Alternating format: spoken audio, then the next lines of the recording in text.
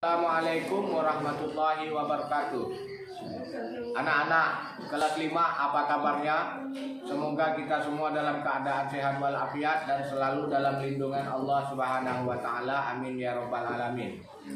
Pada pertemuan kali ini kita akan membahas tentang masih pelajaran 7, mari mengenal Rasul-Rasul Allah, yaitu pada pelajaran pada subbab yang ketiga, Rasul Ulul Azmi. Apa pengertian dari Ulul Azmi dan siapa saja yang termasuk Rasul Ulul Azmi akan kita bahas dalam pertemuan kali ini.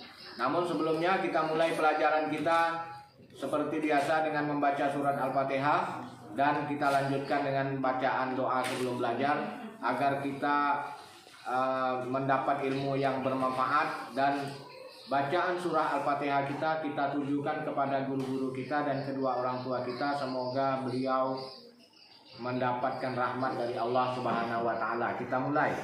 Bismillahirrahmanirrahim. Alhamdulillahi rabbil alamin. Ar-Rahmanirrahim. Maliki yaumiddin. Iyyaka na'budu wa iyyaka nasta'in. Ihdinas siratal mustaqim. Siratal ladzina an'amta 'alaihim ghairil maghdubi 'alaihim waladdallin. Amin. Raditu billahi rabba wa bil islami dina wa bi muhammadin nabiyya wa rasula. Rabbi zidni ilma warzuqni fahma. Amin.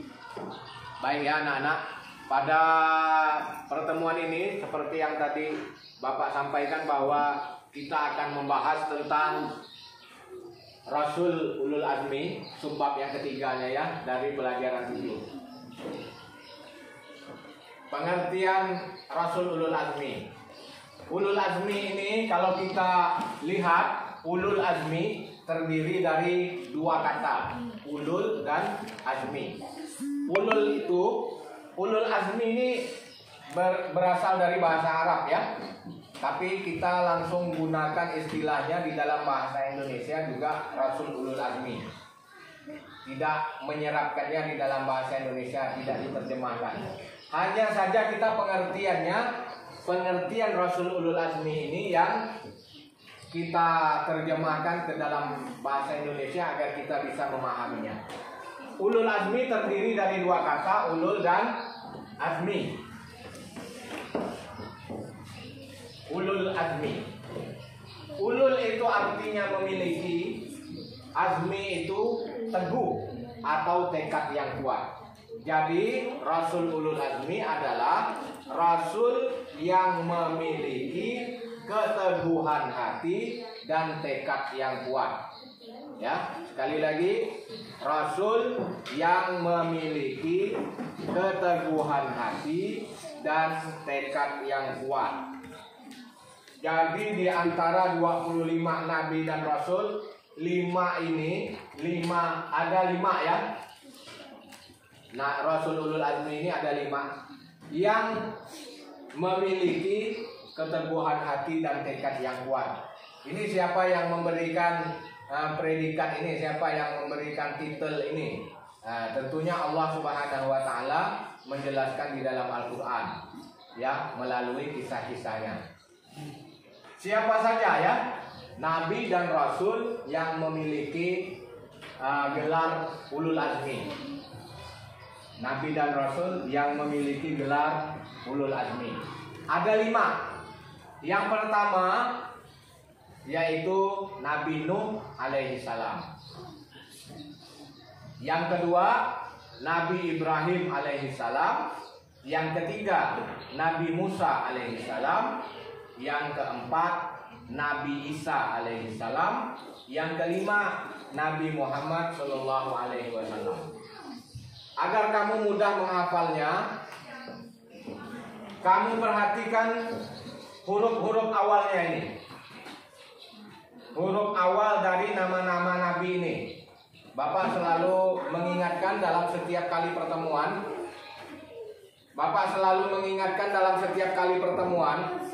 bahwa huruf-huruf awal ini harus kamu ingat. Nabi Nuh ini huruf awalnya N. Ibrahim I. Musa M. M. Isa I. Nabi Muhammad Sallallahu Alaihi Wasallam M. Jadi kalau kita ringkas huruf ini bisa kita jadikan singkatannya Nimim. Nimim mudah ingat ya.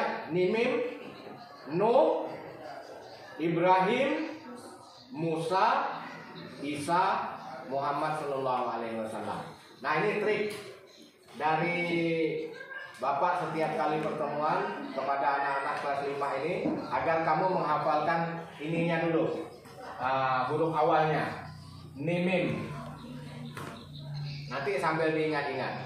Jadi Rasul Ulul Azmi ini Rasul yang memiliki keteguhan dan tekad yang kuat ini Allah jelaskan di dalam kisah-kisahnya. Nabi Nuh ini memiliki rintangan dan hambatan yang sangat berat sekali dalam menyebarkan agama Islam, agama Allah ya, agama tauhid. Beratus-ratus tahun berdakwah ini hanya dapat pengikut beberapa orang saja. Sampai akhirnya Allah turunkan banjir pada kaumnya Nabi Nuh yang tidak beriman, turunkan banjir, dan Allah perintahkan kepada Nabi Nuh untuk membuat kapal yang besar nanti mengangkut semua orang yang beriman dan seluruh makhluk hidup. Bumi waktu itu tenggelam. Nah, ini beliau sangat memiliki tekad yang sangat kuat dan memiliki rintangan yang sangat besar. Nabi Ibrahim sama. Nabi Ibrahim ini menghadapi Raja Namrud, ya, untuk mengajarkan agama Allah agar tidak menyembah patung kepada kaumnya. Kaumnya Nabi Ibrahim ini menyembah patung-patung besar, banyak, ratusan patung. Jadi Nabi Ibrahim itu merobohkan patung-patung itu, kemudian ditangkap oleh Raja Namrud dan dibakar. Nabi Ibrahim dibakar, tetapi karena Nabi ini memiliki mukjizat, tidak panas dibakar. Dijelaskan oleh Allah di dalam Al-Quran, Qulna ya naru kuni bardaw wa salaman ala Ibrahim. Maka kami katakan, kata Allah kepada api itu, jadilah engkau sejuk dan bisa menyelamatkan Nabi Ibrahim. Padahal Nabi Ibrahim waktu itu dimasukkan di dalam kayu bakar yang besar, yang banyak, dibakar. Kemudian setelah habis api yang membakarnya, Nabi Ibrahim tidak apa-apa. Ini mukjizat dari Allah. Memiliki rintangan yang sangat berat dalam menyampaikan ajaran Allah. Makanya Nabi Ibrahim dimasukkan Allah dalam golongan Nabi yang memiliki predikat ulul azmi, memiliki keteguhan yang kuat. Nabi Musa sama. Nabi Musa juga sangat berat di dalam memperjuangkan agama Allah, di dalam menuntut umat manusia agar menjadi orang yang baik. Nabi Musa ini kita kenal, beliau menghadapi Raja Fir'aun yang sangat kejam. Raja Fir'aun ngaku sebagai Tuhan. Ya, Raja Fir'aun ini sangat kejam. Dia pernah bermimpi ada seorang kata peramalnya itu. Orang zaman dulu juga suka meramal ya. Jadi ada tukang ramal mengatakan bahwa pada tahun ini ada seorang bayi laki-laki lahir yang akan meruntuhkan kekuasaan kamu. Kata peramalnya itu kepada Fir'aun. Lalu Fir'aun marah. Apa kata Fir'aun? Semua laki-laki yang lahir pada saat ini dibunuh semuanya. Bunuh. Ya, asal ada laki-laki lahir dibunuh. Karena Fir'aun ini terkenal kejam. kejam, raja yang sangat kejam. Dia mengaku Tuhan. Dia katakan, saya bisa menghidupkan orang dan bisa mematikan orang, katanya. Bagaimana dia menghidupkan orang? Orang dibiarkannya, tidak dibunuhnya. Kemudian dia mematikan orang, orang dibunuh, mati. Itu dia ngaku Tuhan. Lalu termasuk Nabi Musa waktu itu lahir, ya. Jadi ketika lahir, Nabi Musa ini, ibunya Nabi Musa diberikan ilham oleh Allah Subhanahu wa taala agar menghanyutkan Nabi Musa di sungai Nil, ya, di Mesir. Menghanyutkan di sungai, lalu Nabi Musa ini dibiarkan di dalam tempat gitu. Dia, kalau kita sekarang mungkin baskom sanggan gitu ya, dihanyutkan. Lalu ditemuilah oleh istrinya Fir'aun ini. Karena dia melihat Allah jadikan istri Fir'aun ini sayang dengan bayi ini. Lalu dia ingin mengambilnya sebagai anak angkatnya. Nah, itulah kekuasaan Allah, kan? Orang bayi-bayi yang lain dibunuh, Musa malah dijadikan anak, disimpan di dalam istananya Fir'aun. Nah, ini. Lalu Nabi Musa besar di dalam istana Fir'aun, tetapi tidak terpengaruh oleh kekejaman Fir'aun, malah menentang. Diperintahkan oleh Allah untuk meluruskan Fir'aun agar bisa menjadi pelajaran bagi umat-umat berikutnya. Kemudian Nabi Isa sama juga ya, mendapat rintangan yang sangat berat dari kaumnya. Bahkan Nabi Isa itu ditangkap, disalib. Nabi Isa ditangkap, disalib, dijemur di lapangan sampai mati. Diikat hidup-hidup di tiang salib itu sampai mati. Itu tantangan Nabi Isa luar biasa dalam berdakwah. Tetapi Allah punya kehendak lain. Allah Maha Penyayang. Tidak mungkin Allah biarkan Nabi dan Rasulnya, seorang Rasul itu disiksa oleh umatnya. Allah jadikan pemimpin yang paling benci kepada Nabi Isa saat itu diserupakan Allah wajahnya. Jadi sebenarnya yang disalib itu bukan Nabi Isa.